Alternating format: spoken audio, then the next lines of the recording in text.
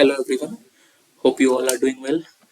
So today we are going to do the next video of our economic series. जो हमारी economic series चल रही है उसका नेक्स्ट वीडियो को आज हम लोग करने वाले हैं. And the video we are going to discuss today is foreign investment. और जो जिस टॉपिक को आज हम लोग डिस्कस करने वाले हैं that is foreign investment. Last video में हमने बैलेंस ऑफ पेमेंट की थी, तो उसमें हमने डिस्कस किया था कि नेक्स्ट वीडियो जो भी इकोनॉमिक्स की होगी उसमें हम लोग कोशिश करेंगे फॉरेन इन्वेस्टमेंट डिस्कस करें, ताकि जो क्योंकि बैलेंस ऑफ पेमेंट में भी we know that foreign investment has which that is FDI has a very important role. तो उसको आज हम लोग डिस्कस करने वाले हैं. Foreign investment is generally of two types, जिसको आज हम लोग काफी डिटेल में देखेंगे. दैट इज एफडीआई, इसको हम फॉरेन डायरेक्ट इन्वेस्टमेंट बोलते हैं, एंड वन इज एफपीआई, इसको हम लोग फॉरेन पोर्टफोलियो इन्वेस्टमेंट कहते हैं. तो दोनों क्या होते हैं उनको अच्छे से डिस्कस करेंगे. First one is FDI, foreign direct investment. Foreign direct investment. अब देखिए एफडीआई होता क्या है. It is investment through which investor purchases equity shares from business entity in foreign country. तो इसमें क्या होता है कि इन्वेस्टर होता है, मान के चलो ऐसे समझो, मान के चलो ये कोई पर्सन है ए इन अमेरिका, और ये हमारी कोई इंडिया की कंपनी रिलेटेड भी लेंसकार्ट, कोई भी लेंसकार्ट की कंपनी, जस्ट एग्जांपल के लिए समझो. इसको अब यहाँ पे लेंसकार्ट में इन्वेस्ट करना है, ठीक है.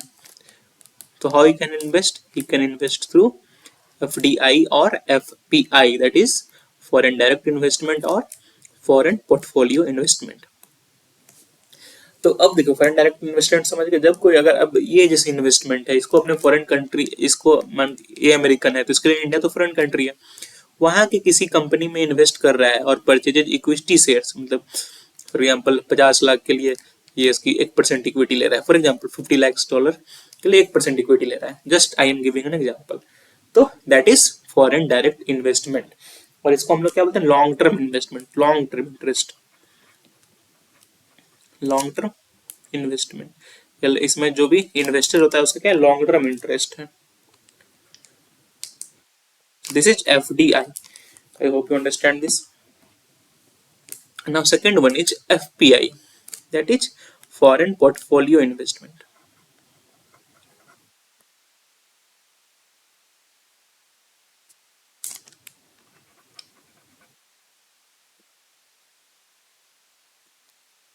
इसमें क्या है, investor purchase security from foreign financial market.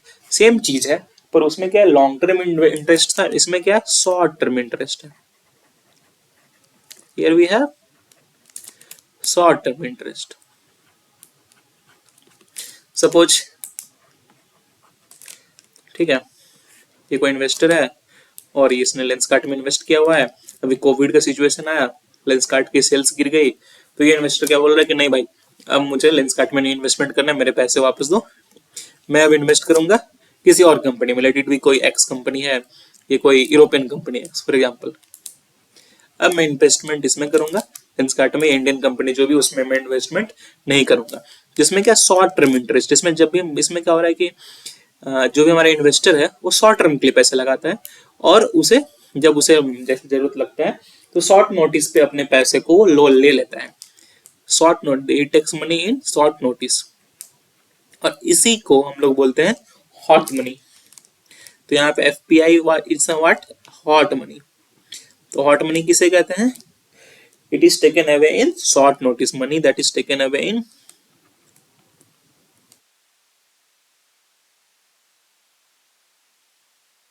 Short notice. जब शॉर्ट नोटिस में किसी को पैसे को हम लोग वापस ले लेते हैं, दैट इज हॉट मनी. और यहाँ पे क्या है, क्योंकि देखो एफपीआई का शॉर्ट टर्म इंटरेस्ट है, इसमें शॉर्ट नोटिस में अपने सारे पैसे निकाल सकते हैं मार्केट से, जहां जिस कंपनी में जैसे जहां पे हमने इन्वेस्ट किया शॉर्ट नोटिस में हमने वहां से पैसे निकाल लिए. That is FPI, foreign portfolio investment. That is FDI में क्या है, फॉरेन डायरेक्ट इन्वेस्टमेंट है, शॉर्ट टर्म, लॉन्ग टर्म के लिए. यहाँ पे शॉर्ट टर्म के लिए नहीं है, यहाँ हम जब भी पैसे लगा रहे हैं तो हम ज्यादा भरोसे के लगा रहे हैं. लाइफ में भी जैसे आप देखते हो दो तरह के इंसान होते ही हैं. एक का इंटरेस्ट हमारे में लॉन्ग टर्म रहता है, अच्छे दोस्त, एक है शॉर्ट टर्म रहता है, शॉर्ट टर्म रहता है। अगर आप सक्सेसफुल, आपके पास पैसा है तो वो दोस्त आपके साथ हैं, जिसमें आपका सक्सेसफुल आपकी कम हो जाएगी तो वो दोस्त की इंटरेस्ट भी आपसे निकल जाएगा, शॉर्ट टर्म इंटरेस्ट है। और ये वैसे दोस्त हैं दैट इज एफ, और ये क्या है एफडीआई, इनका लॉन्ग टर्म इंटरेस्ट है। अगर आप अभी सक्सेसफुल हो तो भी आपके साथ है, कल को अगर आप सक्सेसफुल ना रहोगे तो भी आपके साथ है। पर एफपीआई क्या है, एक वैसा दोस्त है जब आप सक्सेसफुल है तो आपके साथ है, पर जब आप सक्सेसफुल नहीं हो तो आपके साथ नहीं है। इसका शॉर्ट टर्म इंटरेस्ट है, इसका लॉन्ग टर्म इंटरेस्ट है। तो आई होप आपको एफडीआई और एफपीआई के बीच एक जो मेजर डिफरेंस है वो समझ में आ गई होगी। और इसको समझाने के लिए एक एक काफी अच्छा एक मैं बताता हूँ। एक अरविंद मायाराम कमेटी थी, as per Arvind Mayaram committee, as per Arvind Mayaram committee, जो 2004 में गठित हुई थी। तो इस इनके हिसाब से अगर इन्वेस्टमेंट इज मोर देन 10%, अगर इन्वेस्टमेंट 10% से ज्यादा है, ठीक है, then it is called FDI. तब वो एफडीआई में आता है। जब भी इन्वेस्टमेंट 10% से अधिक होती है तो उसको हम लोग एफडीआई में ले सकते हैं। और जब भी investment is less than 10%, investment 10% से कम है तो उसको हम लोग एफपीआई में लेते हैं, it is foreign portfolio investment, foreign direct investment. तो ये as per Arvind Mayaram committee थी। कभी कभी ये प्रीलिम्स में पूछा जा सकता है और ये मेंस में भी आप चाहो तो एफडीआई एफबीआई कोई ऐसे क्वेश्चन है तो उसमें इसको आप इस कमेटी को कोट कर सकते हो कि जब भी इन्वेस्टमेंट 10% से अधिक हो तो उसको हम लोग एफडीआई में लेंगे, और जब भी इन्वेस्टमेंट 10% से कम हो तो उसको हम लोग एफपीआई में लेंगे। तो आई होप एफडीआई और एफपीआई क्या होती है एक ओवरऑल व्यू समझ में आ गया होगा। Now moving to the one of the most important topics that is FPI के टाइप्स, जिससे यूपीएससी क्वेश्चंस पूछते हैं। FPI it is of two types. One is portfolio investment.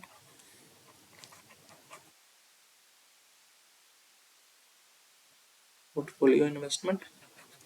The second type is euro issues.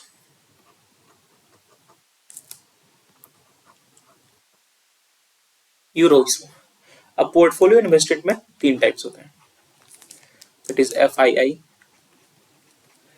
That is foreign institutional investor, QFI, that is qualified financial investor, and next one is NRI deposit. Euro issue is, इसमें क्या आता है GDR ADR,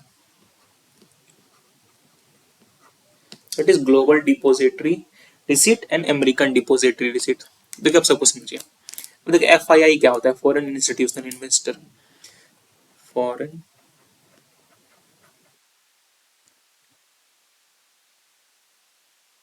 institutional investor.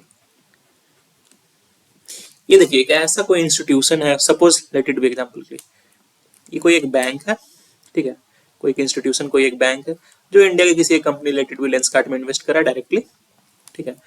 और ये directly क्यों invest कर पा रहा है, बिकॉज क्योंकि ये मान के चलो कोई फॉरेन का ऐसा इंस्टीट्यूशन है या कोई बैंक है जो सेबी में रजिस्टर्ड है ऑलरेडी, फॉर एग्जाम्पल जस्ट, तो ये डायरेक्टली इन्वेस्ट कर सकता है यहाँ लेंसकार्ट में। अब यहीं पे एक और टॉपिक आती है जिससे यूपीएससी क्वेश्चन पूछता है, that is participatory notes.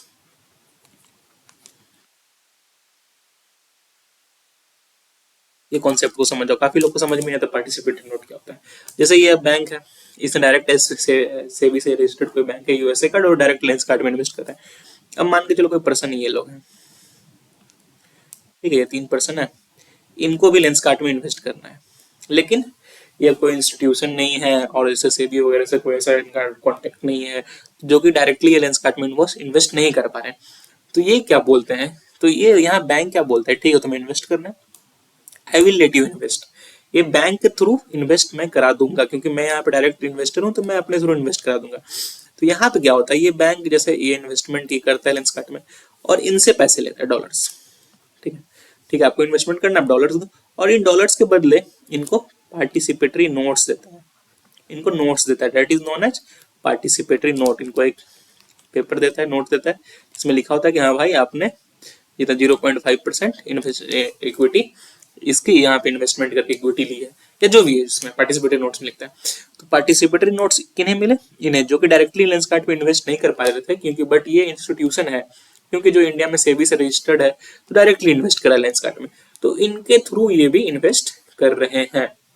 Lenskart में इन्वेस्टमेंट किसकी आ रही है, इसकी, पर इसके थ्रू कौन कौन इन्वेस्ट कर रहा है, ये लोग भी इन्वेस्ट कर रहे हैं। So that is what participatory notes is. तो पहले क्या होता था कि मान के चलो कोई इंसान है यहाँ पे कोई इन्वेस्ट कर रहा है, तो ये तो कोई फ्रॉड करने के लिए भी हो सकता है, कोई टेररिस्ट भी हो सकता है जो कि इन्वेस्ट कर रहा है इस बैंक के थ्रू यहाँ पे लेंसकार्ट में। तो इसीलिए गवर्नमेंट की जो नए रूल्स आए हैं उसमें क्या है कि जिन जो भी पार्टिसिपेटेड नोट्स के थ्रू भी इन्वेस्टमेंट कर रहे हैं उनको भी केवाईसी नॉर्म्स फॉलो करने होंगे, that is know your customer norms, ताकि जो अनरेगुलेटेड इन्वेस्टमेंट है वो ना हो पाए, उनको उन पे अच्छे से निगरानी रखी जा सके। सो आई होप पार्टिसिपेटेड नोट्स का कॉन्सेप्ट आपको समझ में आ गया होगा, जो किसी रजिस्टर्ड बैंक के थ्रू इन्वेस्ट कर रहे हैं, और ये रजिस्टर्ड बैंक सेबी से रजिस्टर्ड है, ठीक है। और क्योंकि ये लोग ये सब इंस्टीट्यूशन है, ये कोई सिटीजन है जो डायरेक्टली नहीं इन्वेस्ट कर सकते, तो इस बैंक के थ्रू इन्वेस्ट कर रहे हैं, और ये बैंक इन्हें बदले में क्या जाता है, participatory notes. This is the whole concept of participatory notes. I hope आपको ये समझ में आ गया फॉरेन इंस्टीट्यूशनल इन्वेस्ट क्या होता है। No let me rub it.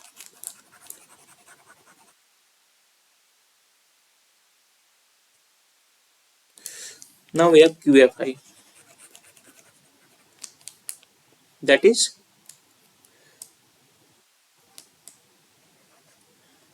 QFI, that is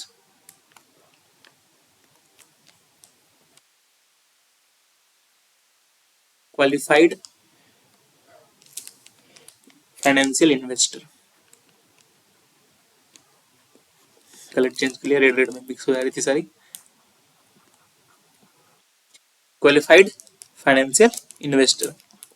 अब देखो ये लोग कौन है, दीज आर दोज पर्सन्स जो क्वालिफाइड है। अब क्वालिफाइड का मतलब ऐसा नहीं कोई डिग्री वगैरह इनके पास है, पर these are those ones who are the members of FATF और IOSCO। अगर कोई FATF और या फिर IOSCO का मेंबर्स है, IOSCO का मेंबर है, तो देन अगर वो चाहे तो डायरेक्टली इन्वेस्ट कर सकता है इंडिया की कंपनी में। लेंसकार्ट में इन्वेस्ट करना है, अगर वो किसी मेंबर्स है FATF का या IOSCO का, तो डायरेक्टली हमारे इंडियन कंपनी में इन्वेस्ट कर सकता है। FATF financial action task force, that was created by G7, दिया मेरे को ना आपकी चीज बता देता हूँ मैं, G7। सो क्वालिफाइड फाइनेंशियल इन्वेस्टर कौन हो गया, those are the members of FATF और IOSCO। FATF by G7 financial action task force. तो आई होप आपको ये समझ में आ गई। So these are qualified foreign investors. And next we have NRI deposits. NRI deposits जो नॉन रेसिडेंट इंडिया है, नॉन रेसिडेंट इंडियन है, ये फॉरेन, ये भी फॉरेन में रह रहे हैं पर ये इंडियन ही है जो नॉन रेसिडेंट है, वो जब इन्वेस्ट करते हैं थ्रू NRI डिपॉजिट्स, देन ये इसमें आता है NRI डिपॉजिट्स में। तो ये हो गई FPI की बात, सॉरी पोर्टफोलियो इन्वेस्टमेंट की बात। आप FI समझ गए, पार्टिसिपेटरी नोट समझ गए, QFI समझ गए, NRI डिपॉजिट समझ गए। अब बढ़ते हैं हम लोग euro, that is JDR and GDR and ADR। Next page ले लेता हूँ। तो what is GDR, that is global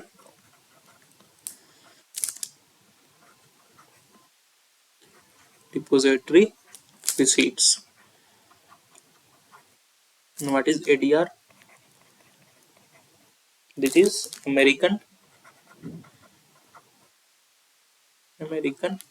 depository receipts. अब देखो क्या होता है, अब मान के चलो ये हमारी कोई कंपनी है, लेंसकार्ट हमारी कंपनी है, ठीक। फॉर एग्जांपल इसको इन्वेस्टमेंट चाहिए, इसको क्या चीज़ जरूरत है, इसको कोई टेक्नोलॉजी अपग्रेडेशन करना है, कुछ भी करना है, मार्केटिंग बढ़ानी है, कुछ फैक्ट्रीज लगाने थे, इनको डॉलर्स की जरूरत है या फॉरेन करेंसी के डॉलर्स की जरूरत है। बट इस फॉरेन करेंसी के बदले में ये अपनी ना ही इक्विटी देना चाहता है, ना ही डेट लेना चाहता है, ठीक है। मतलब इसको डॉलर्स की जरूरत है, इसको फॉरेन करेंसी की जरूरत तो है, पर ये investment in terms of equity और डेप्ट वगैरह नहीं चाहता, ठीक है। ये नहीं चाहता कि भाई आपको, मेरे को $10 की जरूरत है, $10 चाहिए मुझे, बट मैं इसके बदले आपको for example 1% of my company I am not willing to give it, मुझे अपनी सारे शेयर्स भी रखने, शेयर्स भी नहीं देने हैं और इन्वेस्टमेंट भी चाहिए। तो यहाँ पे ऑन आता है अब ग्लोबल डिपॉजिटरी रिसीट और अमेरिकन डिपोजिटरी रिसीट। अब क्या होता है, मान के चलो ये कोई फॉरेन बैंक है, ठीक है, this is some foreign bank. तो अब क्या हो रहा है, ये फॉरेन बैंक को लगता है कि ठीक है चलो भाई से डॉलर दे देते हैं। तो ये फॉरेन बैंक क्या करती है, रिसीट छापती है, रिसीट प्रिंट करती है कि इतने डॉलर्स में लेंसकार्ट की इतने शेयर्स आपको मिले। और जो पर्सन, ये पर्सन है जो कि लेंसकार्ट में इन्वेस्ट करना चाह रहा है, ठीक है, तो उसको ये रिसीट मिलता है, उनको शेयर नहीं मिल रहा है, ठीक है, बस एक रिसीट मिल रहा है मन को ये करने के लिए, कहा भाई मेरे पास ये रिसीट है जिसमें लिखा हुआ कितने शेयर हैं। फिर जब भी इस डॉलर की काम पूरी जाती है तो वो डॉलर इसे वापस जितने भी प्रॉफिट्स के साथ तो वापस मिल जाते हैं, जो भी आप बोलो, ठीक है। तो यहाँ पे क्या हो रहा है, इस कंपनी को ना अपनी इक्विटी देनी पड़ रही है, ना डेट लेना पड़ रहा है, ना शेयर देनी पड़ रही है, ठीक है, लेकिन उसको बदले उसे डॉलर मिल जाते हैं थ्रू दीज रिसीट्स। जो ग्लोबल डिपोजिटरी रिसीट है, जो अमेरिकन डिपोजिटरी रिसीट है, उन रिसीट्स के थ्रू ने इस कंपनी को शेयर मिल जा रही है। तो आई होप आपको ये चीज समझ में आ रही होगी। So this is what global depository receipt और अमेरिकन, जब अमेरिका से हो रहा है that is American depository receipt. तो this is what GDR and ADR are. तो आई होप आपको सारी चीज समझ में आ गई, GDR ADR FII QFI NR डेट। तो काफी शॉर्ट में मैं इसलिए पढ़ा रहा हूँ क्योंकि लंबे लंबे वीडियोस तो आपको यूट्यूब में काफी सारे मिल जाएंगे, कहीं से भी आप देख लोगे, पर शॉर्ट्स में बस एक रिवीजन के पॉइंट ऑफ व्यू से मैंने इस सीरीज को लाया है, और ताकि आपको कॉन्सेप्चुअल क्लैरिटी भी हो जाए। फालतू फालतू 50 तरह की चीज पढ़ा दूं जिससे कि कोई काम ही नहीं आ रहा है, को तो कोई फायदा नहीं है। इसमें वही सारी चीज मैं पढ़ा रहा हूँ जो आपके लिए इंपॉर्टेंट है, ठीक है। तो those which are very important. तो आई होप आपको ये एफआई की जो एफपीआई की क्लासिफिकेशन इसको अच्छे से रखना याद, बिकॉज इससे क्वेश्चंस आते हैं। सो ये हो गए अरविंद मैराम कमेटी के बारे में आपने जान लिया। Next move to the routes of FDI. FDI के क्या क्या रूट्स हैं? There are two routes, one is automatic root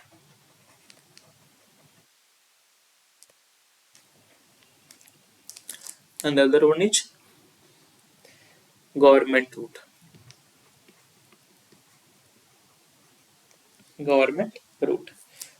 अब क्या होता है ऑटोमेटिक रूट में, तो गवर्नमेंट रूट प्लेस में, गवर्नमेंट रूट में क्या होता है, गवर्नमेंट का अप्रूवल चाहिए होता है, ठीक है।